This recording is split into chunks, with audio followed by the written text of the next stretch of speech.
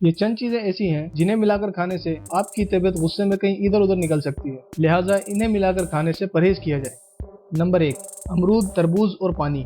तरबूज में 90% से 95% तक पानी होता है और इसके साथ मजीद पानी पीना मैदे के लिए ठीक नहीं। इसी तरह अमरूद खाने के बाद कभी जल्दी पानी पीना नहीं चाहिए, ऐसा करने से पेट खराब होने और हैजा होने का अंदेशा है। परिंदों के गोश्त के साथ दही, खिचड़ी के साथ खीर, शहद के साथ घी, अंडे के साथ मछली इस्तेमाल करने से पेट भरकर खाने के फौरी बाद नहाने से फालिज का अंदेशा हो सकता है। मूली, दही और पनीर एक साथ खाने से नमकीन भुने हुए गोश्त के साथ सिरका, दूध और चावल के बाद सत्तू और बकरी के गोश्त के साथ कबूतर का गोश्त खाने से कोलंज यानी बड़ी आंत का दर्द होने का अंदेशा होता है।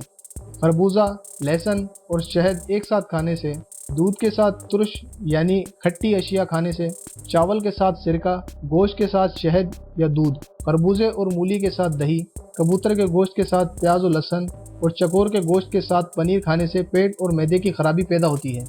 मछली के साथ दूध पीना या शहद खाना बर्स यानी जिल्द पर सफ़ेद धब्बे पड़ जाने का सबब हो सकता है। चाय और दही दोनों ही तेजाबियत से भरपूर ग़िज़ाएँ हैं। जब ये मैदे में एक दूसरे के साथ मिलती हैं तो निज़ाम हाजमा को सुस्त कर देती हैं।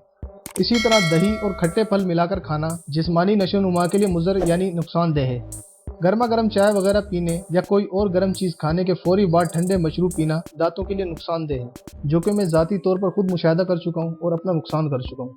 गर्म दूध के फ़ौरन बाद पानी पीने से खांसी, जबकि मिठाई या आम और लसोड़े का अचार खाने के बाद पानी पीने से नज़ला, ज़ुकाम और खांसी का सख्त अंदेशा है।